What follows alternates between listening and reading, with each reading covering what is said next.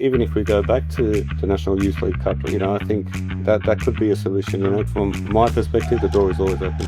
I was told you were the one behind that change. That's true? That is true. I want to step in and say things, but then I'm the head coach of the club. To be honest, I don't think I was ready at the time, and it was a bit of a shock. Overall, I think the standard has improved. I think the only thing that's lacking is the crowd and their financial support. Yeah, it's a great question. It's a tough one. As a kid growing up, that's all I ever dreamed about. I just wanted to play in a World Cup. I wanted to play for Australia. Ronaldo, Ronaldinho, Kaká, all lining up, next year. And had that result of that match changed, how far do you think the Socceroos could have actually gone in that World Cup?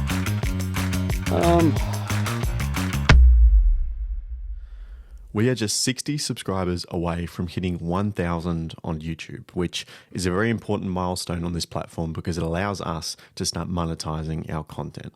So if you appreciate what we're doing, including today's interview with Poletti and Mile Sterjovski from Macarthur, then please consider subscribing and help us get to that 1,000. First of all, thank you for taking the time to sit down with the Ramble Australia podcast. Absolutely appreciate your time.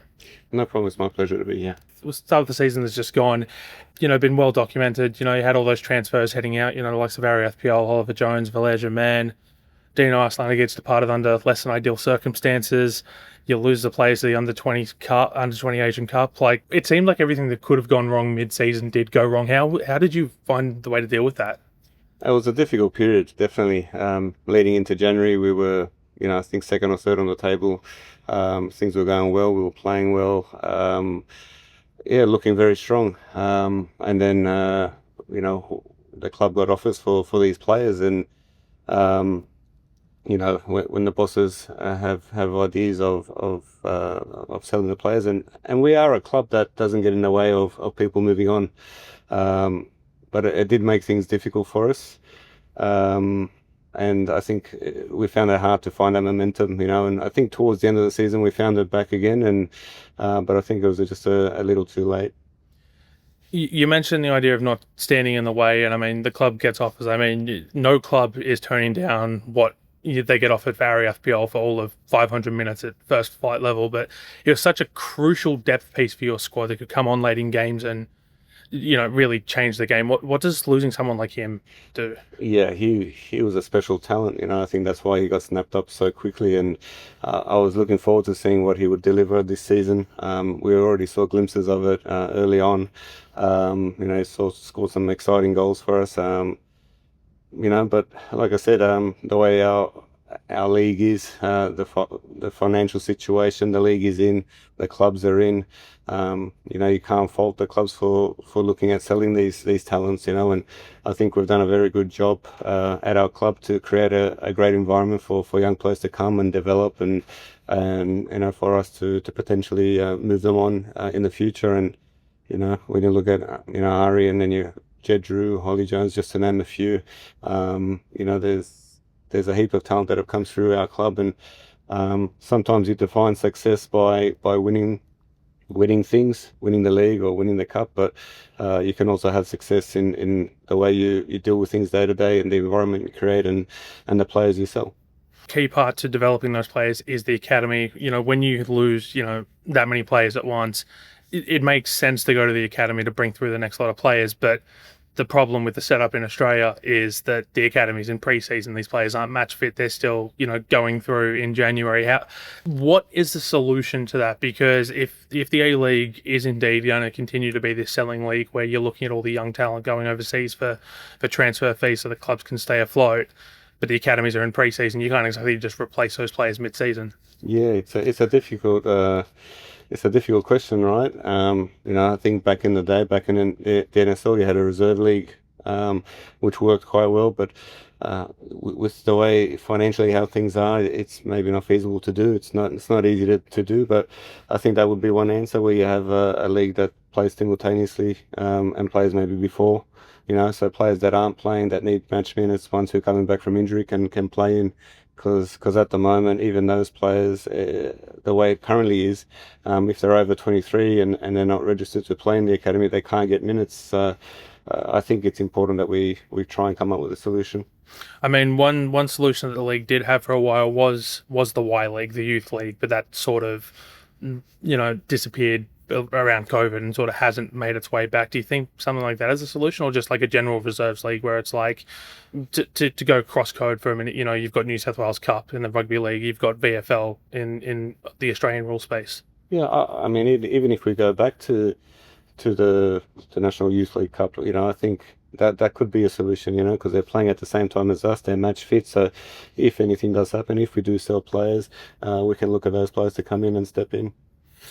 It seems that every 2 or 3 months there's a major story coming out of Macarthur, and it seems like like whatever it is, how do those distractions get dealt with? I mean, just this year alone, you had the Dino Aslanigic situation. You had the Valencia man referees debacle a few weeks ago. It came out that Macarthur is suing Football Australia. Like, how is it having to deal with all these external distractions that just keep popping up? Yeah, to be honest, it's not a huge distraction. I think the people above us do a really good job of keeping it away from us. The ones with the players, we're all professionals. We know we have a job to do, so our focus is on training and playing games and playing to the best of our abilities.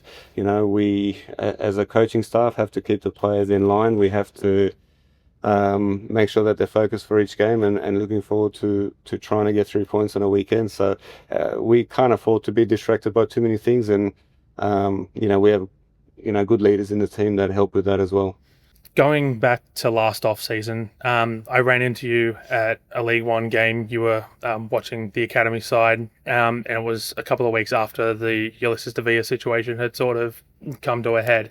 That was the off-season. How, at that point you're losing not only your club captain, but, the players like Keanu Bacchus as well, Clayton Lewis. You're losing such core members of your squad. How do you deal with that sort of situation?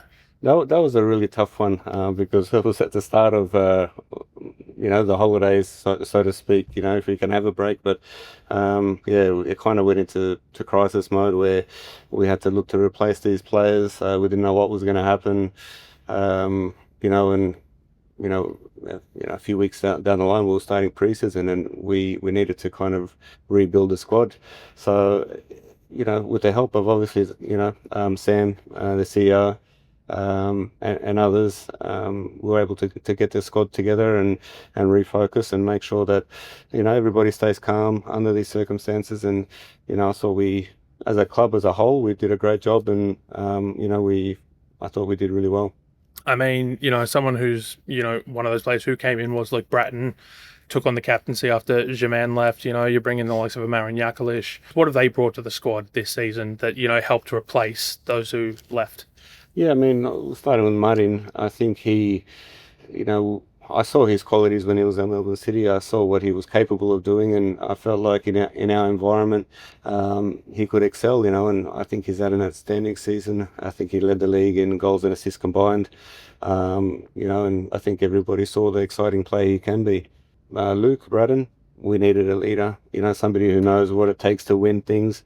And it started off well. We won the Australia Cup, and he was an integral part of that. And I think throughout the season, he's shown the type of leader he is, and he's a great influence in and around the change room for all the young boys as well. So, that was just a couple of pieces of the puzzle, and obviously everybody else that come in, they all played a part in what we did this season.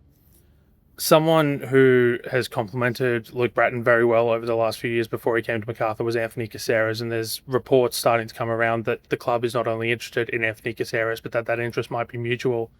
Can you give us an update on that? And what would someone like Anthony Caceres, do in sort of your setup and structure? Oh, Anthony's a great player. We all know him. He's had a great few seasons at Sydney FC, and we can all see his qualities.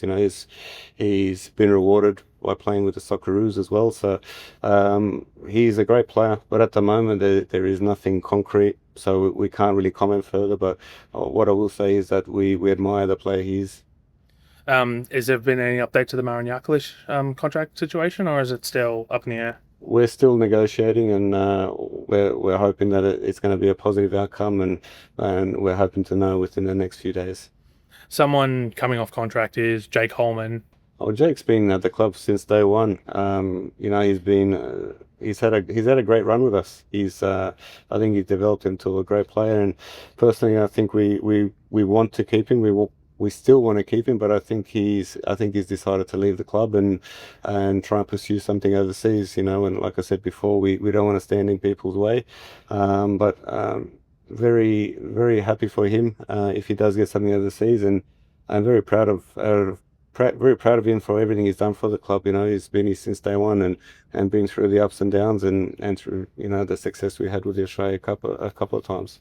If Holman does, take up that overseas offer, or looks to explore those overseas options, it doesn't work out, I'm assuming he'd be welcome back with open arms regardless of what stage of the season it is. Yeah, definitely. He's somebody that we really like. He's given everything to this club, so I think from my perspective, the door is always open. I want to touch on something a little bit fun now. When you came in as coach, the entrance music to games was "Bulls on Parade" by Rage Against the Machine. Now I picked up that it changed to "Till I Collapse" by Eminem. I was told you were the one behind that change. That's true? That is true. It wasn't me totally. My whole family were just having a listen to some music, and they suggested to have a listen to this, and I actually liked it, and I suggested it to the club, and they got behind it, and that's what it is at the moment. But it is always up for change, if somebody comes up with something better. But at the moment, I think it's doing a pretty good job. Are you a big hip hop rap fan, or not really? I like all types of music, but anything that catches the ear, then I'm fine with. Fair enough. I do want to touch on the academy as well. What is your relationship like with the academy? Some first grade coaches or A-League coaches tend to take a hands-on approach. It's very much an embedding system all the way down the academy, so it's next player up mentality. But I mean, when you've got someone in charge like Nikolai Mueller down there, incredibly talented, do you have more of a hands-off approach? So I was the head of the academy for a few years, and I liked the approach that Ante Milicic had with me, and he gave me the guidelines and the principles of how we want to do things, but he allowed me to be myself and coach the way I want to coach. And I'm the same with Nikolai. He's an ex-professional. He knows football. He's a great person. We do communicate a lot. And I watch a lot of the games. I tend to watch from the 16s up all the way through, just to see what talent is coming through, and see, if they're aligned with our principles and the way we want to do things. So, in regards to Nikolai, he's doing a great job there. The team's starting to play really well. I think they're third or fourth on the table, and there's definitely a few players that we're looking at and are on the radar. It would be remiss of me not to mention that your son Luca does play for the academy. He plays in first grade, quite often coming off the bench, from what I've seen at least anyway. How do you sort of assess his progress given your familial relationship? Like, as I was reading an article a couple of weeks ago where it looked at the relationship between Greg Berhalter and Sebastian Berhalter, and sort of around COVID, Greg did take a lot of a hands-on approach because obviously the world shut down, but it was always coach first, parents second. How do you sort of balance that relationship? Yeah, it's probably the hardest thing I've ever had to do. Luca's a great player, but I feel like in this environment, he'd have to be absolutely perfect to get ahead, because I think people would look at it, in a different way. It's unfortunately he dislocated his shoulder, I think 6 or 7 weeks ago, and he was starting to come into his own and really, really playing some good football, but it's a hard situation. Like I said, it's, for me, I look at it as a parent first and foremost, and there's times when I want to step in and say things, but then I'm the head coach of the club, and that side of me kicks in and allows him to do what he does, and the coaches to do what they do. So in the end, I try and stay away, and it's up to each individual to do what they do. You said you were coach of the academy for quite some time, but as has been on record that Sam wanted you to coach from day dot for the A-League club. You felt that you weren't ready. Why did you feel that you weren't ready to step into the A-League role? I felt like I was early into my coaching career. I felt like there was a lot of boxes I haven't ticked. I wanted to feel ready and comfortable when I did take the role. And I'd only been coaching senior football for a few years. So for me, it's an important role to do, and it's one that not only I want to be successful for myself, but I want it to be successful for Sam and the other owners and the club, and make sure that when I do step in, I do a good job. And I don't only want to see success on the field. I want to make sure I help build the club, and I'm proud to say since I've been in charge that, the members have grown. We've broken a few records with crowds. We've also, broken a few records with results as well, and our league positions and things like that. And it's something that I want to continue to improve on. You talked about, that hands-off relationship with Ante Milicic. What was it like when Dwight York came in? Dwight York was very good with me. I wasn't involved as much, in A-League training. But in terms of our relationship and our communication, it was always there. And the players that I would recommend to him, he took on board, and I think they all did really well. I mean, there was Ollie Jones and Jed Drew, just to name a couple. So yeah, our relationship was good. You step in for him. Did you feel that you were ready, or was it sort of a break glass in case of emergency situation, and you just sort of kept on rolling with the job from there? Yeah, to be honest, I don't think I was ready at the time, and it was a bit of a shock, but the club has been good to me, and I felt like I needed to step in for the club and try and get the ball rolling again for them. And it was a difficult a difficult period for myself in coaching, stepping in, but I did learn a lot, and I did have to deal a lot with stepping in. But I think I became a better person and a better coach. Sorry, and we recruited well with the players that I felt would do a job for the type of football that I wanted to play, and I think we really kicked on and did a great job the following season. It was the back of the first Australia Cup win, which, your first full season in charge, you're then balancing the AFC Cup, as it was then known as well. You win the Australia Cup this year, you balance it. Now you got to go into Asian Champions League 2 next year. I asked you a couple of weeks ago about, the lessons learned and whatnot, but it is still a vastly different competition in terms of its structure, the quality of opposition.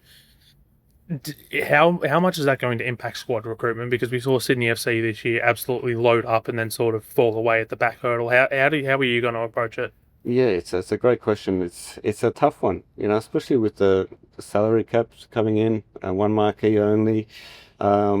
It's going to be a really difficult period now in recruitment and planning, because I think it's going to be important that you do have players that are specialists in their positions, but I think we're going to rely heavily on players that can play at a few different positions, because we are going to be in 3 different competitions, including the Australia Cup. So we have a plan of how we want to do things, and we've already started approaching players and whatnot, but it's time will tell how it all pans out, and it's difficult to say how the finish is going to be, because there's so many different ways it can go. You've been around the A-League for a long time. You played at Perth Glory, you've played at the Central Coast Mariners. What have you made of the league's evolution over the last 15 years? I think from when I first came back to now, I think the standard has improved. I think that the quality of players has improved. The coaching as well. I think there's a lot of good coaches coming through. Overall, I think the standard has improved. I think the only thing that's lacking is the crowd and the financial support, which is unfortunate. And I'm hoping that in the next few years, both of those things can come back nice and strong. Another thing I want to touch on, just from your playing career, you're nearly 50 cap Socceroo. You spent time at the 2006 World Cup. What was that experience like, getting to actually go to a World Cup? Because it's something that, and I know FIFA's expanding the tournament now to 48 teams, but it's something that a lot of people, at least used to, never get. Like, a lot of them just never got the chance to go. You were one of those select few who got to go. Yeah, I mean, for me, as a kid growing up, that's all I ever dreamed about. I just wanted to play in a World Cup. I wanted to play for Australia, and worked ever so hard to get there. I've said this story before, but when I played at Sydney United, it was semi-professional back then, and Jason Tilley and I used to do extras together, and we used to pretend that we playing in a World Cup. We were shooting or playing 1v1 and pretending we were scoring against Brazil. And then, you fast forward to 2006, we were in the tunnel together and he was right behind me and he taps me on the shoulder and he says, remember what we used to say? And then, you have people like Ronaldo and Ronaldinho and Kaká all lining up, next to you. And, it was, the hairs on my arms, are coming up just thinking about it. But it was surreal, and it's something that we've always dreamed about. I dreamed about it my whole life, and it was something really, really special. One of Australia's better performances at a World Cup did end rather controversially. Had that result of that match changed, how far do you think the Socceroos could have actually gone at that World Cup? Yeah, I mean, I really feel like if we got through that one, I think we could have got to the final. That's how it felt. But in saying that, you have to give credit to Italy.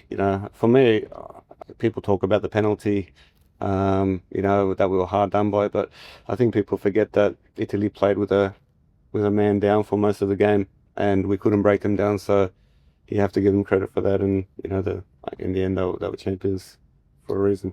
What was your favourite moment in a Socceroos jersey? Was it that Brazil game, or was there something else that really stood out? That's a tough question. I never really thought about that. I always think playing in your first game for the Socceroos is always special. And for me, it was away to Scotland in a 3-1 win. So that was very special. And obviously playing in the World Cup is massive. So being involved in each and every one of those games. One thing that stood out for me when I was preparing for this was you scoring against Ghana, but then receiving a red card later in the game. What such differing emotions. Yeah, I was disappointed in myself for that. I really enjoyed playing in that game and the goal that I scored, and I forget what my second yellow was for, but I know it was for something stupid, and I really regret it. And I didn't get sent off many times in my career. I think it was only two or three times, and yeah, very, very regretful for that one. Looking ahead now to next season, bringing it back to Macarthur, we sort of touched on it a little bit with all the different competitions you have to go in, but how, it's the longest off season in men's world football for a reason. How, does the process start as soon as that last game's done? In the last couple of weeks, do you sort of take that time away? I mean, you've just done training. When does sort of the next season, the planning for next season start? The planning has started. Albeit it's kind of a slow process at the moment, but it's already started, and we're training until the end of this week with the players. In that time, I'm hoping to still also have a bit of a break mentally and to try and switch off. But it's difficult being in this position because still have to think about recruitment and the way things are at the moment. It's not easy to finalise your squad so quickly.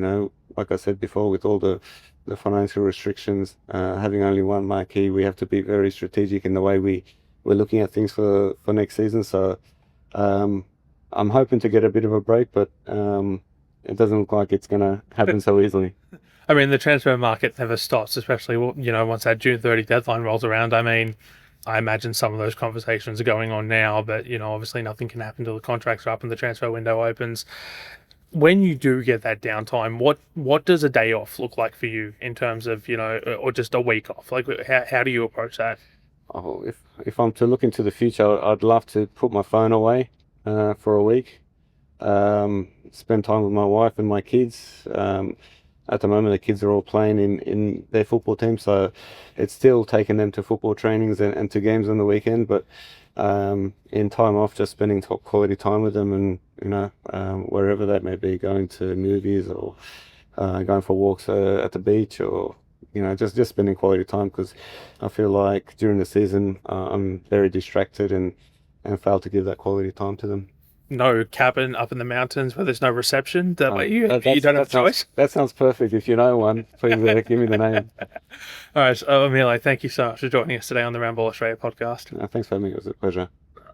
Socceroo Alessandro Ceccati has just made his return to the pitch, starring in Parma's 0-0 draw with top of Serie A Napoli. 8 months ago, we spoke to him just before he did his ACL about what it's like growing up as an Italian-Australian footballer and growing in the professional football world.